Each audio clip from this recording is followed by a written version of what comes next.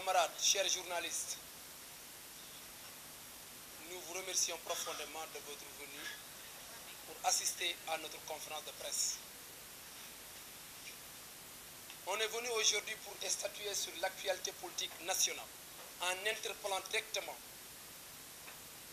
la Cour pénale internationale et l'ONU, les institutions qui ont un pouvoir pour statuer par rapport à la stabilité des pays. On a entendu certains politiques, des politicards, des délateurs qui argumentent au conflit du mauvais goût. Ces courtisans pâmés qui sont sans scrupules passent tout leur temps, matin, midi et soir, à jeter leur dévolu envers un homme qui est là pour bâtir un pays, envers un homme qui est là pour mettre le Sénégal dans les rails de l'émergence, envers un homme qui n'est animé que la paix ou la stabilité de son cher pays qui lui est trop cher, qui lui a donné tout ce qu'il a aujourd'hui, son excellence monsieur le président Macky Sall.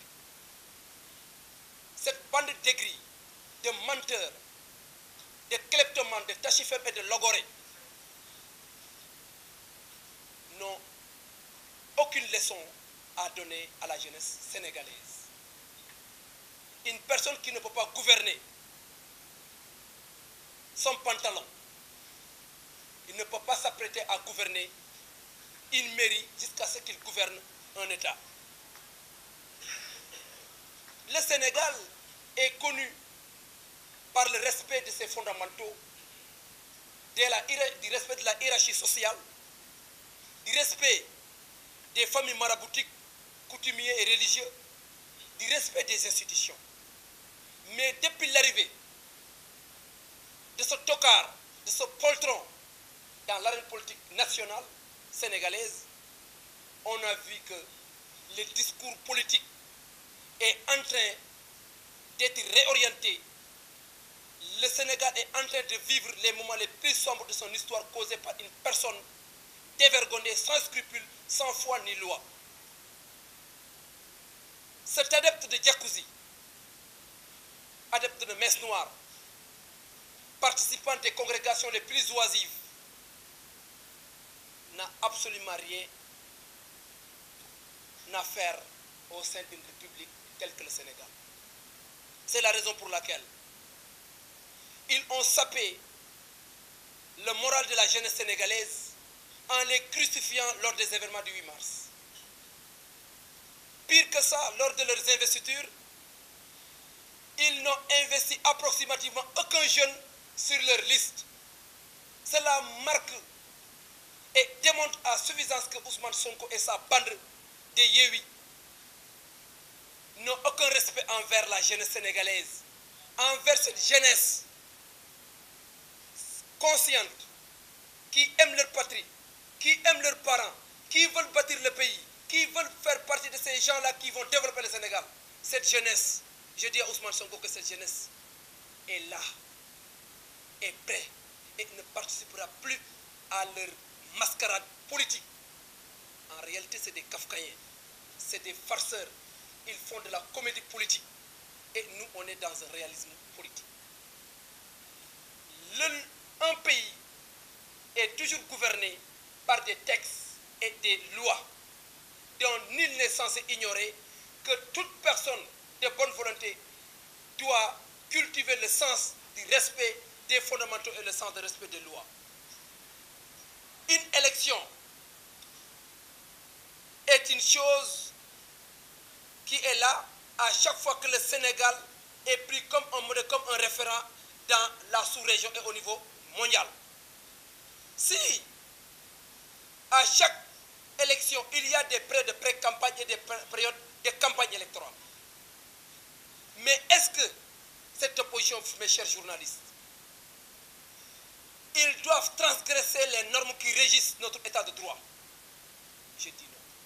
C'est pourquoi il faut que cette farce politique arrête. Il faut que l'on se dise la vérité. On a vu un opposant sans programme, qui n'a qu'une sédimentation et une fragmentation d'injures, d'insolence et d'arrogance inouïe, qui cherche tout pour détruire le tissu social qui lie les Sénégalais. Autant le Sérère taquine le Diola, le Peul taquine le Sérère. Actuellement, ces fondamentaux sont en train d'être effrités par un individu aussi dévergonné que Ousmane Sonko et sa bande de lâches.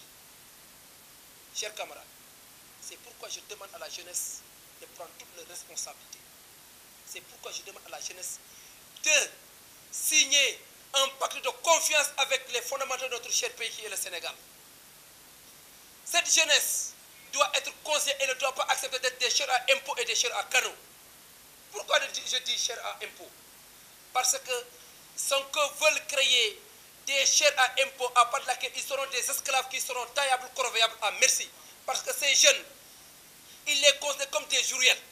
Ils les considèrent comme des personnes écervelées qui n'ont aucune compétence linguistique, scientifique, qui peuvent leur permettre de s'affranchir de ces avatars, de ce mégalomane qui est en train de saper la morale de nos chers concitoyens, qui est Ousmane Sonko et sa bande de Yewwi.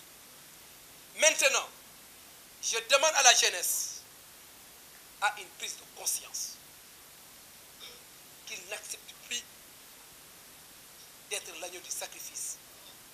Samay camarades jeunes texte yi fii Sénégal ay loi ak ay normes ñoo ko régir damay ñaan sama mbokk jeunes yi nga xam ne dañoo war a tabax seen pays war a jàng am xam-xam war a uti xam-xam fu mu gën a koowee war a uti diplôme yu gën a koowee Sénégal ñooñu waruñ nangu mukk koo xamante ne dafa yàq adunam ndeeg ay fo ñëw di leen di manipuler pour reylu leen pouvoir nag ça se prend par les urnes mais jamais par les armes. Et nous, combat bu ñuy mener, c'est un combat de principe. Et on est des militants engagés et dévoués envers un seul homme qui est le président Macky Sall. On est prêt à tout combat, n'importe laquelle. Nous sommes prêts à affronter les combats. Mais quand même, nous sommes des républicains. Nous sommes des républicains parce que nous devons respecter charte yi nga xam ne moom mooy régir état de droit. mooy lan élection su jotee nga dem élection pré-campagne su jotee nga dem pré-campagne mais pré-campagne suñ ko interdire dañuy conformer ci normes yi loolu tax président Macky Sall